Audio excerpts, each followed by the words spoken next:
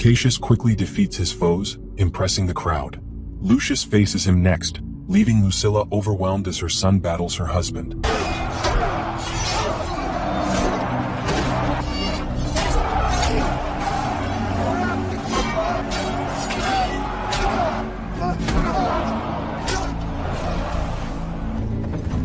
To prevent a battle, Maximus and Lucius duel.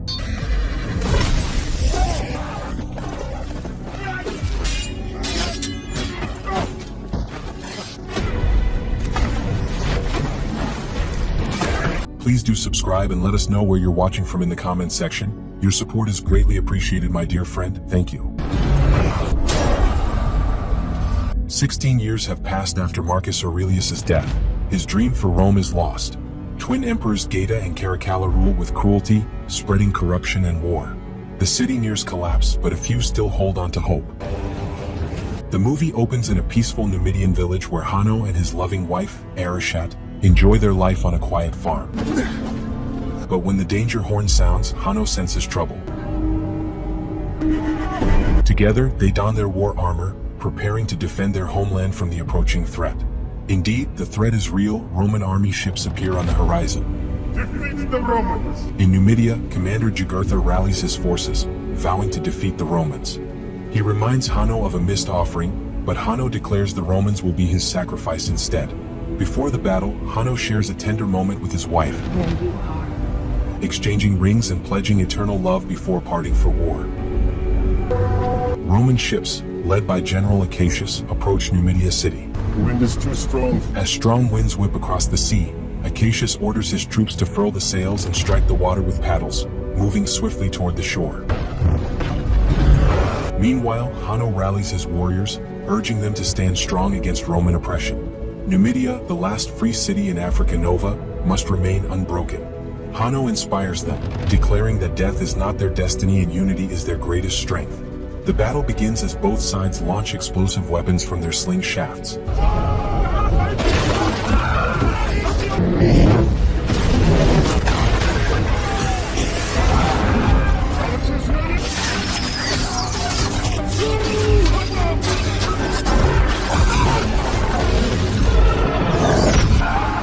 General Acacius orders the siege tower to be razed, despite their ships taking heavy damage. Against the odds, the Romans reach Numidia's walls. When the drawbridge jams, Acacius himself forces it open, and fierce combat ensues.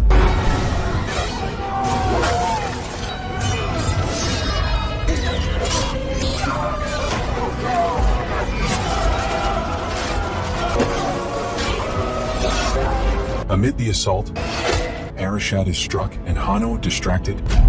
He is also gravely injured and falls into the sea. In his unconscious state, Hanno envisions Arichat being carried across a river by death, unreachable despite his desperate cries. He awakens on the shore, heartbroken, to see her lifeless body floating nearby. Retrieving the arrow from her chest, he keeps it as a token of their love. As the Romans close in, Hanno gives in, driven by sorrow and vengeance. In the city of Numidia, mourners gathered for their dead, while the Romans burned the bodies, declaring it for the glory of Rome. For the glory of Rome! General Acacius hid his guilt for the innocent lives lost. Survivors, including Hanno, were captured, marked as slaves and stripped of their freedom, their grief turning into silent resolve amidst the ruins. On the ship to Rome, Hanno mourned his wife in silence. Nearby, he spotted Jugurtha, injured and weak, and offered him help. Jugurtha thanked him, recalling their first meeting as he came from the desert. A lonely boy from the desert. When young Hanno was eager yet afraid. I am sorry, my son. Over time, Hanno had grown strong and skilled. Though Jugurtha felt his end near, he urged Hanno to stay true to himself and never let the Romans crush his spirit. As a boy, Hanno fled into the desert, chased by Romans for reasons still unknown. Escaping to Numidia, he found safety and grew into the man he is today. Sadly, those left behind faced the Romans' wrath and perished.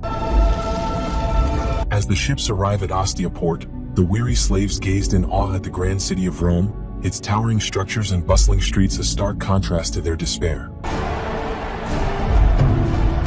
In the city, General Acacius was greeted with cheers by the Roman citizens. celebrating his conquest of Numidia. Welcomed by the twin emperors Geta and Caracalla, Acacius was honored with a laurel crown and games held in his name. Humbly, he declined the festivities, requesting only time to rest and reunite with his wife, Lucilla. Remember the privileges we've granted her? The emperors refused and insisted on the games but reminded him of the greater conquests ahead. They can eat more! Persia and India awaited Rome's reach. On the outskirts of Antium, slaves are herded into an arena to fight feral baboons as a gruesome showcase for Roman buyers. Among the crowd, the stable master Macrinos watches eagerly, waiting for the games to begin.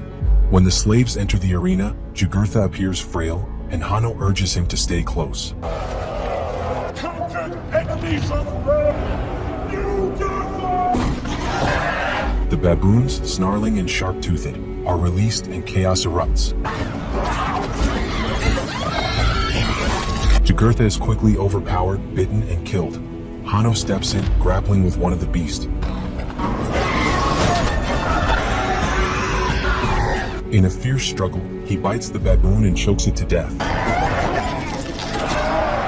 earning the admiration of Macrinos, who purchases him, seeing potential in his raw strength. Later that night, General Acacius visited his wife.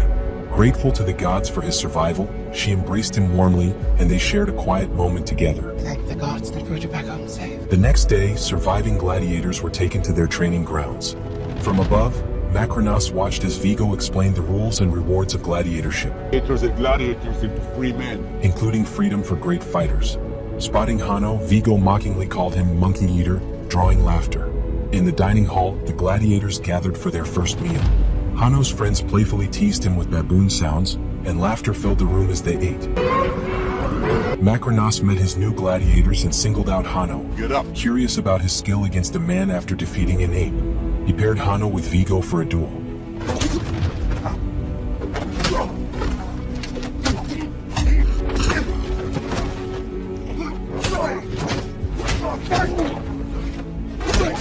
Hanno easily defeats Vigo, Very good. further impressing Macrinos.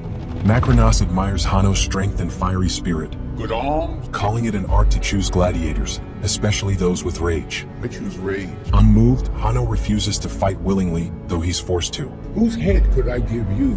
Sensing his fury, Macrinos offers him the head of anyone he desires.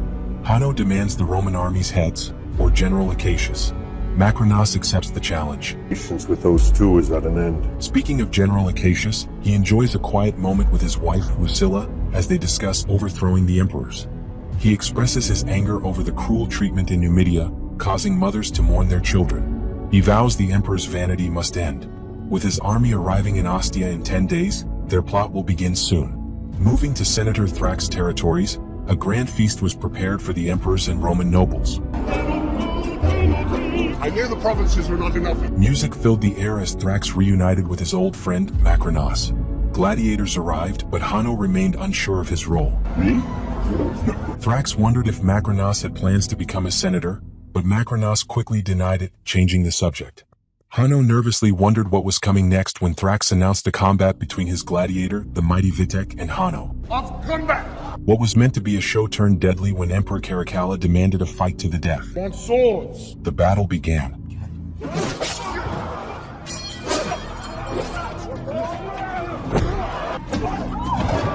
The fight was intense, but Hanno emerged victorious, killing Vitek. Thrax mourned the loss of his gladiator and the money spent.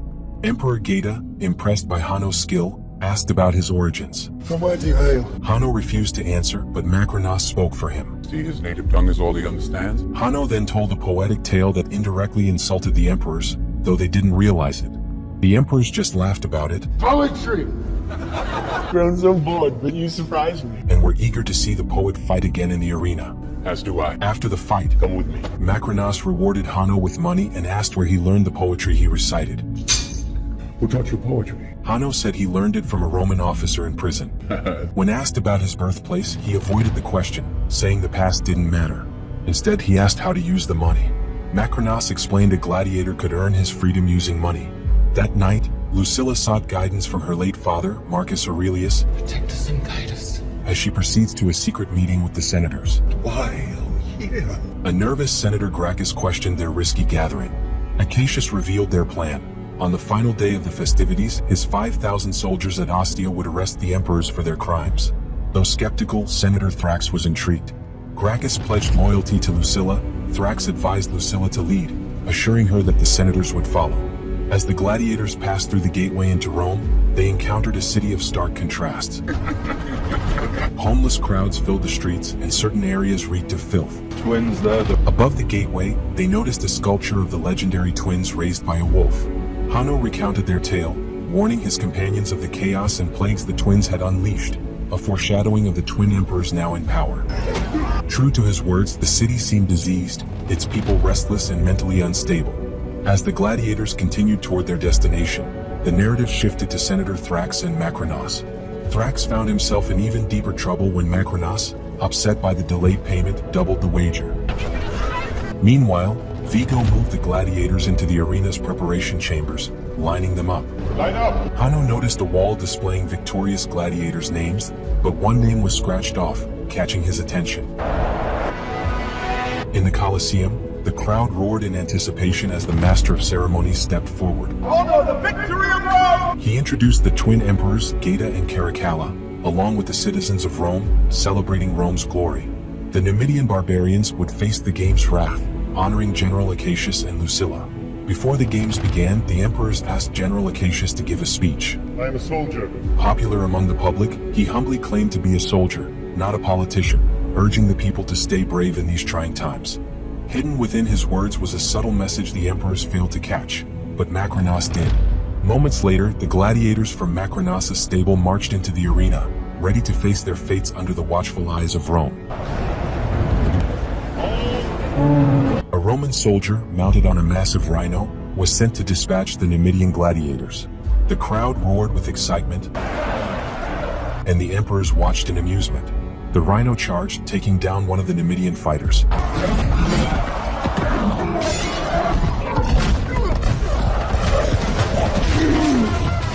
Hanno, channeling the spirit of the legendary gladiator Maximus, caught Lucilla's attention, stirring her curiosity. He diverted the rhino into the arena wall, forcing the Roman soldier into combat.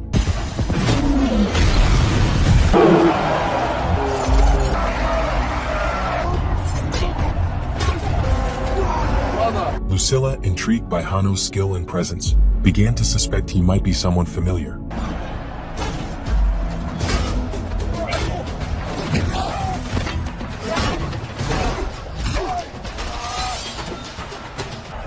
Though the soldier overpowered Hanno briefly, Lucilla. the emperor sought Lucilla's advice and granted mercy. To everyone's shock, Hanno rejected the offer, swiftly dispatching the soldier instead. The arena erupted, chanting Hanno's name, as the emperors and the mob were left both surprised and intrigued by the defiant gladiator. After the games, Lucilla returns to her chambers, unsettled by Hanno's striking resemblance to her late husband, Maximus, in his movements and skill. A deep realization hits her. Lucius is safe. Hanno is Lucius, her long-lost son. Years ago, she sent him away as a child after Maximus' death, You're the sole heir to the throne now. desperate to shield him from the deadly plots of those seeking to claim Rome's throne. Now he unknowingly stands before her as a gladiator. Meanwhile, Lucius meets Ravi, the doctor tending to his wounds. I'm Ravi. Ravi admits he was once a gladiator but earned his freedom and now heals others. As they talk, Macrinos bursts in, Did you hear that crowd? brimming with excitement over his champion, Lucius, who continues to win and impress at every turn. After some time, Lucilla invites Macrinos to her home. We met before. He feels they've met before, recalling his time in her father's African campaign. He cryptically says the best revenge is not becoming like those who hurt you. Lucilla knows of his influence across empires, now sponsoring gladiators in Rome. Macrinos confirms they fight for freedom, then admires her father's sculpture before leaving. Macrinos then visits a friend to inquire about Lucilla. He learns that she had a son named Lucius, who was believed to be dead. Though Macrinos seems to be troubled, unaware that Lucius is actually his champion, Hanno, in his yard. That night, Lucilla, under house arrest by the emperors for her royal claims to the throne after her father Marcus Aurelius's death, escapes in disguise. With Senator Gracchus's help, she secretly meets her son Lucius. Do you know me? However, Lucius angrily rejects her, furious over being sent away from Rome while she remained in luxury. He blames her new lover, General Acacius, for his wife's death. I'm so sorry. Unaware of the sacrifices Lucilla made to protect him, Lucius chastises her, leaving her heartbroken. Returning home, Lucilla finds General Acacius waiting. She reveals that her son, Lucius is alive and begs Acacius to protect him. Willing to sacrifice herself for Rome, she insists they adjust their plans accordingly. On the training ground, gladiators prepare for the upcoming games involving rowing and navigating waters. You go. Lucius, defiant, ignores Vigo's instructions and is challenged to train alone. Exhausted by the day's end, he admits defeat. Ravi intervenes, treating Lucius's injuries with vinegar and becoming his confidant for the night. Ravi urges him to survive, sharing his own journey of endurance until he earned freedom. When Lucius asks why Ravi remains in Rome, he reveals it's for his wife and children, choosing to embrace life as Romans for their family's future. The next day, the gladiators boarded ships, preparing for a naval battle. Lucius rallied his team, urging them to survive. The ships sailed into the Colosseum, transformed into a flooded arena teeming with gigantic sharks.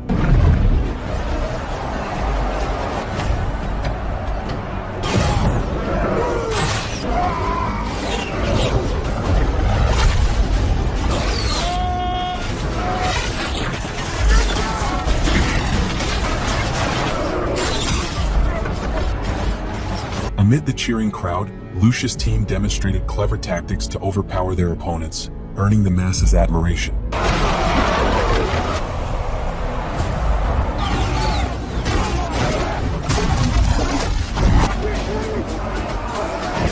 During the chaos, Lucius spotted General Acacius and fired a crossbow that narrowly missed the emperors.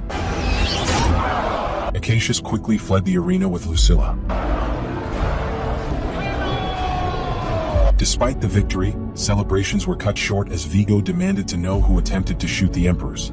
Lucius' team cryptically diverted his questions, keeping their secrets safe as they basked in their hard-fought triumph. I have news for you. At Senator Thrax's home, a slave delivers news for him, which he shares with Macrinos, who suddenly arrives demanding payment. Lacking funds, Thrax concedes his debt. He reveals a secret. General Acacius and Lucilla plan to overthrow the emperors, with Acacius rescuing Lucius from the arena tonight. Macrinos grasps the scheme and leaves swiftly. That night, General Acacius leads his team to the arena for the rescue mission, unaware of Senator Thrax's betrayal. Disguised in hooded cloaks, they slip inside. Meanwhile, Lucilla is summoned by the emperors. Come with us. Hidden Praetorian guards ambush Acacius' men, killing them. Acacius is cornered and caught in the act. General Acacius and Lucilla are brought before the emperors, who express their disappointment. Despite their chastisement, Acacius laughs, showing no fear and declaring his exhaustion with their cruelty. Enraged by his defiance, Emperor Caracalla demands his immediate execution, but Emperor Geta intervenes, insisting Acacius be executed publicly for all to see. Thank you, Maximus. Emperor Geta praised Macrinos for exposing the traitors, calling him a loyal ally. Macrinos suggested sparing them from crucifixion, proposing instead that the gods decide their fate in the arena. In the arena, Ravi tends to Lucius' wounds as they discuss Lucius' recurring dreams of a black river, a symbol of death in their culture.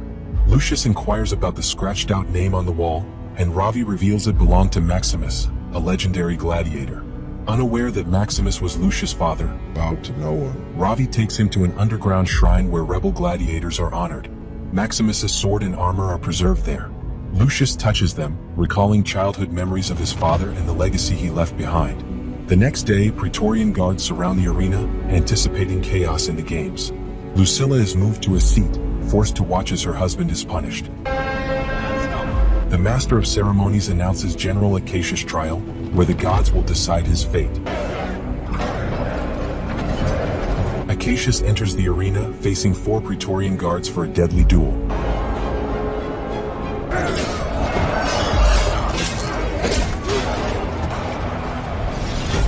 Acacius quickly defeats his foes, impressing the crowd.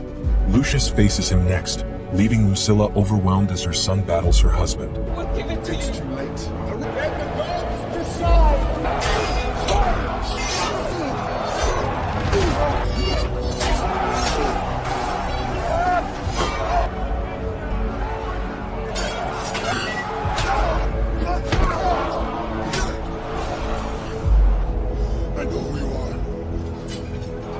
Acacius, skilled as ever, easily outmatches Lucius, who can't get close.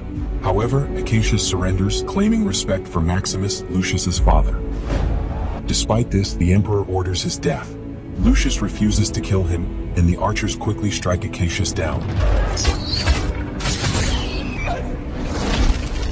Death won't be too good for you! Furious, Lucius questions if this is how Rome treats its heroes. The Emperor declares the gods have spoken, and while the masses protest, the Praetorian guards hold them back. Macrinas urges the emperors to return to the palace for their safety. Afterward, Lucius has flashbacks of his late wife when Macrinas finds him. He asks why Lucius didn't kill the general who caused his wife's death. Lucius replies that as a gladiator, he makes his own choices. Macrinas insists Rome's reality can't change and calls Lucius his instrument. You will be my instrument. But Lucius rejects this, vowing to see Macrinas' end. That will not be my destiny. Rome is in chaos after General Acacius' death, and the people want to kill the emperors. Emperor Geta angrily blames his twin Caracalla. Macrinas manipulates both brothers, convincing Caracalla that Geta is trying to shift blame onto him. Means to blame you. He warns that Caracalla's ally, the monkey Dardas, What will they do to Dante? might not survive the crisis, leaving Caracalla to make a tough decision. As Emperor Geta watches the chaos, his brother Caracalla enters with a blade, slicing Geta's hand. Despite Geta's pleas, Caracalla refuses to stop. Macrinas arrives, supporting Caracalla's decision to kill Emperor Geta. On the other side, Lucius meets his mother, Lucilla, again, but this time they are both captives. After some regret, they reconcile. Lucilla gives him her father's ring, which once belonged to Maximus and Acacius. He was readying troops at Ostia under the... She tells him about the troops at Ostia, where Acacius was preparing Commander Darius Sixtus to overthrow the emperors. Is it true they intend to kill you? Lucius vows to save her when he learns they plan to kill her. I found you have no desire to lose you again. But Lucilla isn't afraid, grateful just to see her son again. In the Senate Council, after the death of his brother, Emperor Caracalla names Dardas, his monkey, as his first consul, shocking the senators. Dardas! They have no choice but to hail Dardas. Hail Dardas! Macrinas is named second consul, and his plans seem to be going well. Hail Macrinas! For the celebration, he plans games and executions. Macrinas addresses the senators, showing them the fate of Geta. I must have power. He urges their support over the Praetorian army, which they give him overwhelmingly. Put your hands down. Macrinas meets Lucilla and reminds her of her father's dream for Rome, which he believes will never come true. He plans his revenge on Marcus Aurelius's daughter for what was done to him.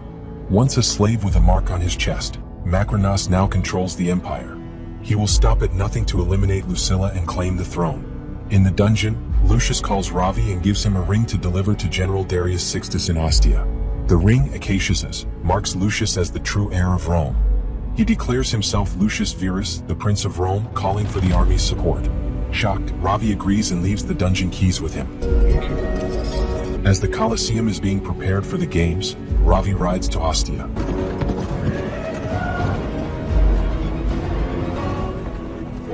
He gives the ring to General Darius Sixtus. After explaining everything, the army then begins marching toward the city. As Lucilla and the traitor senators prepare for the games, Emperor Caracalla arrives at the arena, unsure about killing Lucilla. Never know peace. Macrinas urges him to do it for peace, but he knows it will stir the crowd. Politics. Vigo attempts to taunt Lucius by handing him a wooden sword to defend his mother. However, Lucius and the other gladiators fight back, killing Vigo and the Praetorian guards.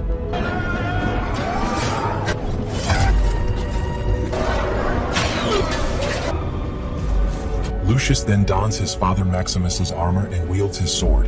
Of the exhumation! In the arena, the master of ceremonies introduces the games for Emperor Caracalla, his councils, and traitors Lucilla and the senators, who must face justice. Except one gladiator will fight for them. They're all soldiers. Meanwhile, Lucius encourages the gladiators to rise up for their freedom and a new Rome. Honor meant something in Rome. He promises to restore honor, rallying them with his sword, calling for strength and courage in their fight. By my sword.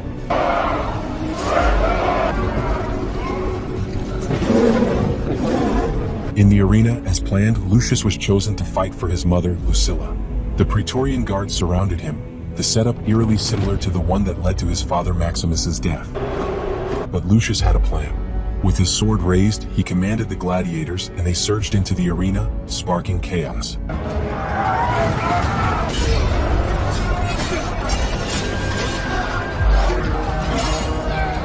Emperor Caracalla, unaware, watched excitedly. Meanwhile, the Praetorian commander informed Macrinos that the army from Ostia was near. The Praetorian guards shot into the crowd, inciting even more violence. The mob joined the fight. Macrinos, seizing the opportunity, killed Caracalla before fatally shooting Lucilla. As the city rioted, Macrinos fled, with Lucius hot on his heels.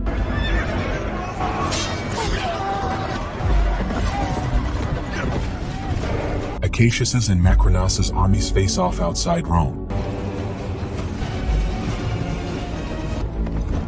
To prevent a battle, Macrinos and Lucius duel.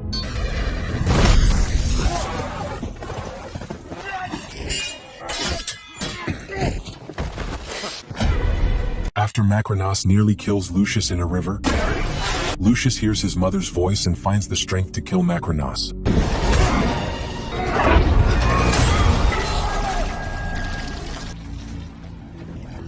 Lucius reveals he is the imperial heir and urges both armies to unite for a better Rome. A city for the many. What say you?